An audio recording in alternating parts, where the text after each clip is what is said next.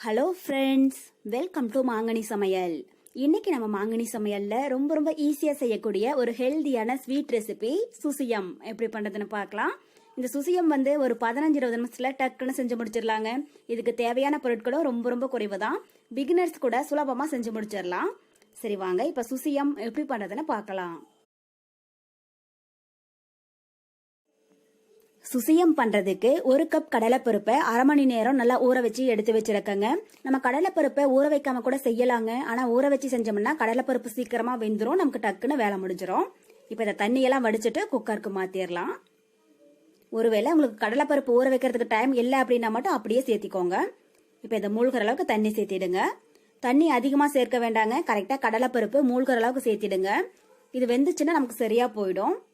இப்ப குக்கருடைய மூடி போட்டு மூடிட்டு மீடியம் ஹீட்ல 3-4 விசில் வேக வச்சு எடுத்துக்கோங்க. ஊற வைக்காம செய்யறதா இருந்தா 5 விசில் வேக வச்சிடுங்க. நம்ம ஊற வச்சு எடுத்துக்கிறதுனால 4 விசில் வேக வச்சோம்னாலே போதுங்க. இது இப்ப 4 விசில் இருக்கட்டும், அதுக்கப்புறமா எப்படி இருக்குன்னு பார்க்கலாம். பாருங்க, இப்ப கடலைப்பருப்பு 4 விசில் பிரஷர் ஃபுல்லா ரிலீஸ் ஆயிடுச்சு. மூடி ஓபன் பண்ணி பார்க்கலாம்.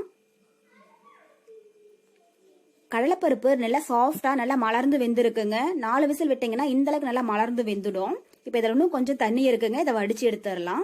தண்ணி இல்லை அப்படின்னா மட்டும் நீங்க அப்படியே மசிச்சுக்கோங்க. தண்ணி இருந்தா மட்டும் தனியா வடிச்சு எடுத்துடுங்க. தண்ணியோட சேர்த்தோம்னா நமக்கு பூரணம் ரெடி ஆகிறதுக்கு ரொம்பவே லேட் ஆகும். இப்போ ஒரு ஜல்லடை வச்சு இதை நல்லா வடிச்சிடுங்க. ஒரு 5 நிமிஷம் அப்படியே இருக்கட்டுங்க. தண்ணி சுத்தமா வடிஞ்சு கடலைப்பருப்பு ஆறுனதுக்கு அப்புறமா நம்ம மசிச்சு எடுத்துக்கலாம். 5 நிமிஷம் இருக்கட்டும். பாருங்க, இப்ப கடலைப்பருப்பு தண்ணியெல்லாம் சுத்தமா வடிஞ்சு நல்லா ஆறிடுச்சுங்க. இதை வேற ஒரு மிக்சிங் பவுலுக்கு மாத்திரலாம். கடலைப்பருப்பு இந்த அளவுக்கு நல்லா மலர்ந்து வெந்திருந்துச்சுன்னா மட்டும் அப்படியே மசிச்சுக்கோங்க. ஒருவேளை உங்களுக்கு கடலைப்பருப்பு நல்லா வேகல அப்படின்னா மிக்சியில போட்டு கூட அரைச்சி எடுத்துக்கோங்க. அதுலயும் சுசியம் ரொம்பவே டேஸ்டியா இருக்கும். இது இப்ப நல்லா மசிச்சு விட்டுறலாம். கொஞ்சம் கொஞ்சம் பருப்பு இருக்கிற மாதிரி மசிச்சுக்கோங்க. அப்பதான் நம்ம சுசியம் சாப்பிடுற போதே பருப்பு வாயில கடிப்பட்டு டேஸ்ட் ரொம்பவே நல்லா இருக்கும். பாருங்க, இப்ப கடலைப்பருப்பை நல்லா மசிச்சு எடுத்தாச்சுங்க. இது ஒரு ஓரமா இருக்கட்டும். இந்த டைம்ல நம்ம வெள்ளைப்பாகு ரெடி பண்ணி எடுத்துக்கலாம். அதுக்கு ஒரு பாத்திரத்துல 3/4 கப் அளவுக்கு வெல்லம் சேர்த்துக்கோங்க. நம்ம எந்த கப்ல கடலைப்பருப்பு அளந்தெடுத்தோமோ அதே கப்ல 1 கப் பருப்புக்கு 3/4 கப் அளவுக்கு வெல்லம் சேர்த்துக்கோங்க. நமக்கு இனிப்பு சரியா இருக்கும். இப்ப கூடவே கொஞ்சமா தண்ணி சேர்த்துடலாம். தண்ணி அதிகமா சேர்த்திடாதீங்க, கொஞ்சமா சேர்த்துக்கோங்க. நமக்கு வெள்ளத்துல மண் தூசியெல்லாம் இருக்குங்க, அதை கரைச்சிட்டு வடிக்க போறோம். அதனால கொஞ்சமா தண்ணி சேர்த்துனீங்கனாலே போதும். இப்போ ஒரு கரண்டி போட்டு நல்லா கலந்து விட்டுட்டே இருங்க, வெல்லம் கரையிற அளவுக்கு. பாக திக்கலாம் ஆயிடக்கூடாதுங்க, வெல்லம் கரைஞ்சதுனாலே போதும். பாருங்க, இப்ப வெல்லம் நல்லா கரைஞ்சிடுச்சுங்க. இதை தனியா எடுத்து வச்சிடலாம். அடுத்தது ஒரு பேன்ல 1 டேபிள் ஸ்பூன் அளவுக்கு நெய் சேர்த்துக்கோங்க. நெய் சேர்க்கிற போது நமக்கு சுசியம் ரொம்பவே டேஸ்டியா இருக்குங்க. உங்களுக்கு விருப்பப்பட்டா சேர்த்துக்கோங்க, இல்லைன்னா தேவையில்லை. நெய் உருகனதும் இது கூட அரை மூடி தேங்காவை துருவி வச்சிருக்கேன், அதை உள்ள சேர்த்துடலாம். தேங்காய் துருவல் சேர்த்துட்டு ஒரு 2 நிமிஷம் இதை லைட்டா கலந்து விட்டுட்டே இருங்க. தேங்காய் ரொம்பவே கலர் மாறிடக்கூடாதுங்க, லைட்டா ஈரப்பதம் போற அளவுக்கு வறுபட்டுச்சுன்னா போதும். பாருங்க, இப்ப தேங்காயில இருக்கிற ஈரப்பதம் எல்லாம் போய் தேங்காய் நல்லா வறுபட்டுருச்சுங்க. இந்த அளவுக்கு தேங்காய் ஆனதுக்கு அப்புறமா இது கூட நம்ம கரைச்சி எடுத்து வச்சிருக்கிற வெள்ளைப்பாக உள்ள வடிச்சு சேர்த்திடலாம். ஒரு டீ ஃபில்டர் வச்சு வடிச்சிடுங்க, அப்பதான் அதுல இருக்கிற மண் தூசியெல்லாம் அதுலயே நின்னுடும்.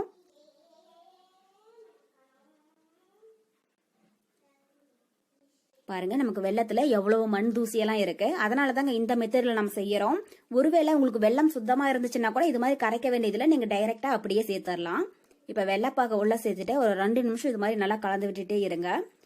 ரொம்பவே திக்காயிடக்கூடாதுங்க, ஒரு 2 நிமிஷம் இருந்துச்சுனாலே போதும்.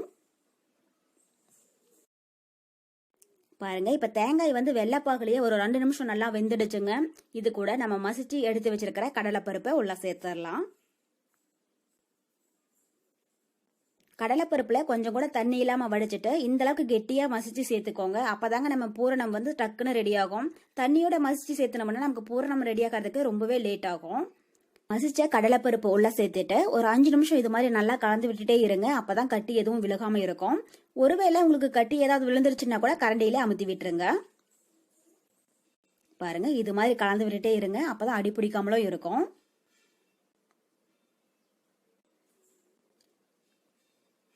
பாருங்க, இப்ப கடலைப்பருப்பு வெள்ளைப்பாகோட நல்லா சேர்ந்து வந்துடுச்சுங்க. இந்த அளவுக்கு ஆனதுக்கு அப்புறமா வாசனைக்காக 1/4 டீஸ்பூன் ஏலக்காய் பவுடர் சேர்த்துடலாம். ஏலக்காய் பவுடர் சேர்த்துட்டு ஒரு டைம் லைட்டா கலந்து விட்டுருங்க. பாருங்க நமக்கு இப்ப பூரணம் ரெடி ஆயிடுச்சு. இது மாதிரி பாத்திரத்துல ஒட்டாம நல்லா சுருண்டு வந்துடணுங்க. அப்பதான் நம்ம எண்ணெயில போட்டு பொரிக்கிற போது சுசியம் வந்து பிரிஞ்சு போகாம இருக்கும். இப்ப இந்த ஸ்டேஜ்ல ஸ்டவ் ஆஃப் பண்ணிடலாங்க. இது ஒரு 5 நிமிஷம் ஆறட்டும். இந்த டைம்ல நம்ம சுசியத்துக்கு வேணுங்கிற மேல் மாவு ரெடி பண்ணிக்கலாம். அதுக்கு ஒரு பாத்திரத்துல 1/2 கப் அளவுக்கு மைதா மாவு சேர்த்துக்கோங்க.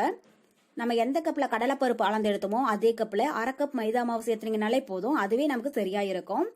கூடவே ஒரு 2 ஸ்பிஞ்ச் அளவுக்கு உப்பு சேர்த்துக்கோங்க. உப்பு சேர்க்கிற போது நமக்கு அந்த ஸ்வீட்னஸ் வந்து நல்லா எடுத்து கொடுக்குங்க. அதுக்காக தான். அதனால 2 ஸ்பிஞ்ச் உப்பு சேர்த்தீங்கனாலே போதும். கூடவே கொஞ்சம் கொஞ்சமா தண்ணி சேர்த்தி நமக்கு இட்லி மாவு பத்தல கரைச்சி எடுத்துக்கோங்க. தண்ணி ஃபர்ஸ்ட் அதிகமா சேர்த்திடாதீங்க. கொஞ்சம் கொஞ்சமா சேர்த்து கரைச்சிக்கோங்க. ஒருவேளை உங்களுக்கு மைதா மாவு வேண்டாம் அப்படின்னு நினைச்சீங்கன்னா கூட அதுக்கு பதில் கோதுமை மாவு கூட சேர்த்து செய்யலாம். பாருங்க இப்ப மாவை கட்டி எதுவும் இல்லாம இட்லி மாவு பதத்துல கரைச்சி எடுத்தாச்சு. மாவு வந்து இந்த அளவுக்கு நல்லா திக்கா இருக்கிற மாதிரி பாத்துக்கோங்க. அப்பதான் பூரணத்துல மாவு வந்து ஒட்டும். இப்போ ஒரு மூடி போட்டு மூடி வச்சிடலாங்க. இது ஒரு 5 நிமிஷம் ஓரமா இருக்கட்டும். நம்ம பூரணமும் இப்ப நல்லா ஆறிடுச்சுங்க. இது உங்களுக்கு வேணுங்கிற சைஸ்ல உருண்டை பிடிச்சி எடுத்துக்கோங்க. இது மாதிரி கைகள்ல நல்லா அழுத்தம் கொடுத்து உருண்டை பிடிச்சுக்கோங்க. அப்பதான் நம்ம எண்ணெயில போட்டு பொரிக்கிற போது இந்த உருண்டைகள் வந்து பிரிஞ்சு போகாம இருக்கும். நாம எடுத்திருக்கிற 1 கப் கடலைப்பருப்புக்கு இந்த சைஸ்ல உருண்டை பிடிச்சிங்கன்னா நமக்கு மீடியம் சைஸ்ல 20 இருந்து 22 சுசியம் அளவுக்கு கிடைக்குங்க. பாருங்க இப்ப எல்லா பூரணத்தையுமே உருண்டை பிடிச்சி எடுத்தாச்சு. அடுத்தது நம்ம சுசியம் எண்ணெயில போட்டு பொரிச்சு எடுத்துடலாம். ஸ்டவ்ல எண்ணெய் சூடாயிட்டு இருக்கு. எண்ணெய் நல்லா சூடானதும் ஸ்டவ் மீடியம் ஹீட்ல வச்சுட்டு நம்ம ரெடி பண்ணி வச்சிருக்கிற பூரண உருண்டைகளை மைதா மாவுல முக்கி எண்ணெயில போட்டுருங்க. பாருங்க இது மாதிரி நம்ம பஜ்ஜி எல்லாம் செய்வீங்க இல்லையா, சேம் அதே மெத்தட் தான். எண்ணெய் மட்டும் சூடானதும் ஸ்டவ் வந்து மீடியம் ஹீட்ல வச்சிடுங்க. மாவு வந்து கரெக்டா நமக்கு இட்லி மாவு பதத்துல தாங்க இருக்கணும். அப்பதான் இது மாதிரி பூரணத்துல வந்து மாவு கோட் ஆகும். மாவு வந்து ரொம்பவே இணக்கமா இருந்துச்சுன்னா இது மாதிரி எண்ணெயில பொரிக்கிற போது பிரிஞ்சு போக ஆரம்பிக்கும். பாருங்க இப்ப சுசியம் ஒரு சைடு பொரிஞ்சிடுச்சு. அடுத்த சைடு திருப்பி விட்டுறலாம். 2 சைடும் நல்லா பொரிஞ்சு பபிள்ஸ் எல்லாம் ஒரு 90% அடங்கினதும் வெளியில எடுத்துடலாம்.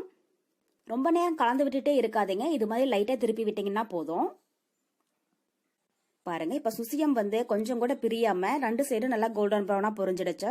இந்த அளவுக்கு லைட் கலரா இருக்கிற மாதிரி பாத்துக்கோங்க. இப்ப இந்த ஸ்டேஜ்ல வெளியில எடுத்துடலாம்.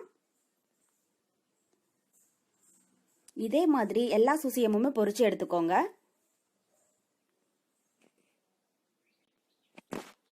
அவ்வளவுதான். நமக்கு இப்போ ரொம்பவே டேஸ்டியான சுசியம் ரொம்ப சூப்பரா தயாராயிடுச்சு.